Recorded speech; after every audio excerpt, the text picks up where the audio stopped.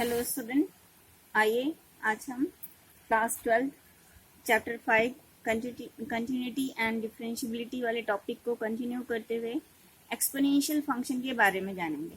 What is the exponential function and what is the logarithmic function, what is the tracing of it, इसके बारे में हम जानते हैं। तो एक्सपोनेंशियल फंक्शन डिफाइन करने के लिए द एक्सपोनेंशियल फंक्शन जो हम डिफाइन करते हैं वो क्या होता है, with positive base b greater than 1 पे जो फंक्शन हम डिफाइन करते हैं y is equal to F of X will be equal to b to the power x। As यदि हमें डिफाइन करना चाहते हैं y is equal to 10 to the power x, ये हमारा एक क्या कहलाता है, एक्सपोनेंशियल फंक्शन कहलाता है। यदि हम इसकी सिंपल ट्रेसिंग अगर ड्रॉ करना चाहें, 10 की पावर x की सिंपल ट्रेसिंग को ड्रॉ करना चाहते हैं, सबसे पहले x और y लेते हैं। यहाँ पे हम x को अगर 0 लेंगे तो 10 की पावर 0 हम क्या जानते हैं 1, तो हमारा फर्स्ट पॉइंट क्या हुआ 0 और 1 मिला। सेकंड, यदि हम x की वैल्यू 1 लेते हैं तो 10 की पावर 1 ये वैल्यू क्या हो जाएगी 1, मतलब x 1 पे यहाँ पे जो y की जो वैल्यू मिल रही है वो एक 10 पे जा रही है, 1 पे 10 पे जा रही है। उसी प्रकार नेक्स्ट अगर 2 लेते हैं तो 10 की पावर 2 ये वैल्यू कहाँ पे जा रही है 100 की ओर जाती है, यानी 2 पे जो डायरेक्ट है वो वैल्यू कहाँ पे पहुंच रही है 100 की ओर पहुंच रही है। 3 पर वो कहाँ पे पहुंच जाएगी 1000 पे पहुंच जाएगी। नेक्स्ट इस डायरेक्शन की वैल्यूज के लिए देखते हैं हम, अगर हम x की वैल्यू को -1 कर दें, x की वैल्यू को -1 कर दें तो 10 की पावर -1 क्या हो जाएगा 1/10, x की पावर 2 कर दें तो 1 क्या आ जाएगा 100, अगर -3 कर दें तो ये वैल्यू कहाँ पे जाएगी 1000 पे जाएगी। मतलब धीरे धीरे जो अगर हम इस डायरेक्शन की ओर देखें, यानी x को हम जैसे जैसे इंक्रीज करते जाते हैं, इंफिनिटी की ओर इंक्रीज करते जाते हैं, तो y भी क्या हो रहा है इनफाइनाइट वैल्यूज की ओर क्या हो रहा है इंक्रीज करते चले जा रहा है। और जैसे जैसे हम x को डिक्रीज कर रहे हैं -1 -2 -3 इस वैल्यू पर अगर हम डिक्रीज कर रहे हैं तो y की जो वैल्यू आ रही है वो पॉजिटिव वैल्यू आ रही है, लेकिन किसकी ओर टर्न कर रहा है 1/10 1/1000 1/100 1/1000। मीन्स अगर x को हम -इंफिनिटी की ओर टर्न करते चले जाएं तो y की जो वैल्यू है वो क्या हो टर्न किसकी ओर टर्न होते चली जा रही है 0 की ओर टर्न होते चली जा रही है। मीन्स -1 पे 1/10 यहाँ पे आया, 2 पे 1/100 यहाँ पे आया, लेकिन कभी भी वो y एक्सिस को टच करेगी क्या, नहीं टच करने वाली है। तो अगर हम इस फंक्शन की ट्रेसिंग करें तो ये हमारे इस फंक्शन की ट्रेसिंग ऐसे करके कंटिन्यू क्या होते जाएगी इंक्रीज करते चले जाएगी। तो अगर अकॉर्डिंग टू द ग्राफ अगर हम इस फंक्शन को देखें तो x की ये ऑल रियल वैल्यूज के लिए ये फंक्शन क्या हो रहा है डिफाइंड हो रहा है, ऑल रियल वैल्यूज के लिए फंक्शन डिफाइंड हो रहा है। Hence the domain of the function is equal to क्या होगा r। एंड रेंज के बारे में अगर हम देखें तो ये only positive direction upward direction में ये जो ट्रेसिंग ऑफ 10 की पावर x आया तो इसकी जो रेंज होगी वो क्या हो जाएगी r पॉजिटिव हो जाएगी। This is our exponential function. अगर e की पावर x फंक्शन की अगर हम ट्रेसिंग देखना चाहेंगे तो e की पावर x फंक्शन की जो ट्रेसिंग होगी वही सेम एज 10 की पावर x के पैटर्न में ही जाएगी। So this is the tracing of e to the power x, एक इन बेस ऑफ e में डिफाइंड हो रहा है। y is equal to E X, इसी को हम एक्सपोनेंशियल फंक्शन क्या करते हैं डिफाइन करते हैं। ओके, तो डोमेन हमने एक्सपोनेंशियल फंक्शन क्या डिफाइन किया, if b greater than 1 y is equal to F of X b of x, y always क्या आ रहा है पॉजिटिव आ रहा है, x क्या है हमारे पास ऑल रियल नंबर्स को डिफाइन कर रहा है और r की जो वैल्यू आई वो क्या आई पॉजिटिव। तो है the domain and range is r and r positive defined होता है। एक्सपोनेंशियल फंक्शन के बारे में हमने क्लास 11 में भी पढ़ा था। एक्सपोनेंशियल फंक्शन जो होता है एक्चुअली एक सीरीज डिफाइंड होती है, x plus x upon factorial 1 x square upon factorial 2 and so on करके ये one is here and x cube upon factorial 3 and so on, ये कहाँ पे जाती है इनफाइनाइट तक जाती है। e की पावर 1 जो वैल्यू होती है 1 plus factorial 1 upon factorial 2 plus 1 upon factorial 3 and so on, ये फंक्शन कहाँ तक जाता है इनफाइनाइट तक जाता है।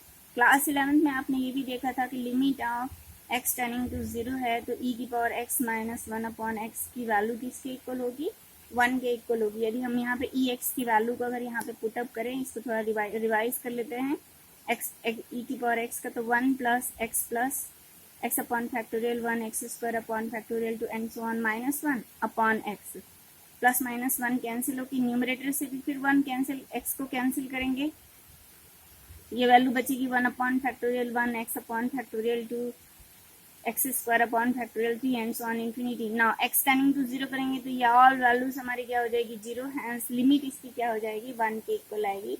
सो this is our exponential function. Okay, अब लॉगरिथमिक फंक्शन की ओर जाते हैं। तो लॉगरिथमिक फंक्शन और एक्सपोनेंशियल फंक्शन के बारे में समझने से पहले हमें ये समझना है कि जो एक्सपोनेंशियल फंक्शन और लॉगरिथमिक फंक्शन है एक दूसरे के इनवर्स फंक्शंस होते हैं। जैसे यहाँ पे हम ले रहे हैं कि लेट, यदि अभी अभी हमने लिया b ग्रेटर देन 1 लिया, b ग्रेटर देन 1, तो a की पावर m अगर n है तो हम इसमें लॉगरिथमिक फंक्शन क्या डिफाइन करेंगे, log of a n is equal to m। Similarly यदि b की पावर x हमारे पास यदि y आ रहा है तो हम क्या बोलेंगे, log of b of x y is equal to हमारे पास क्या होगा, x।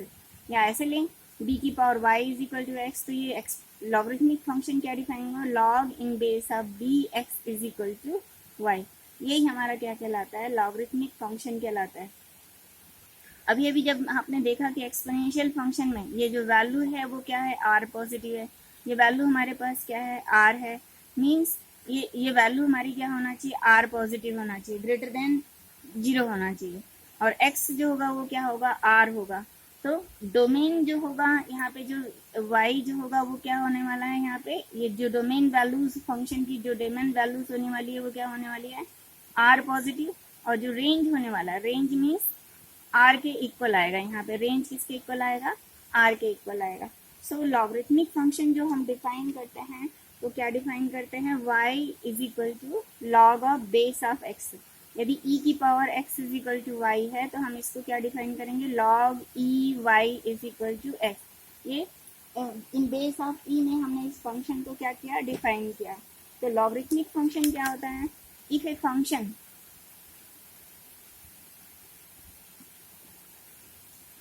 logarithmic function, यदि if y is equal to log in base of e या any base पे डिफाइन करें तो ये हमारा लॉगरिथमिक फंक्शन कहलाता है, जहाँ पे x हमारे पास क्या होना चाहिए, ग्रेटर देन 0 होना चाहिए, मीन्स r पॉजिटिव होना चाहिए, जो रेंज होनी चाहिए वो क्या होनी चाहिए, y क्या होना चाहिए, r होना चाहिए।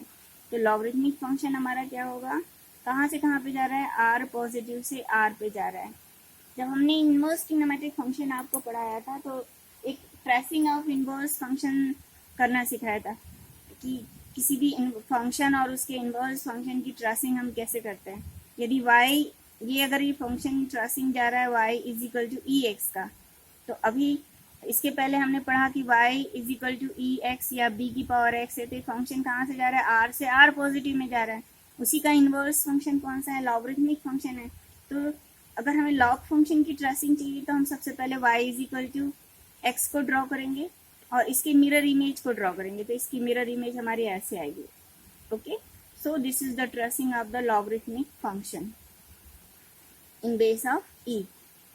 और ये अगर ये 0 1 है तो ये पॉइंट हमारे पास क्या होगा, 1 and 0।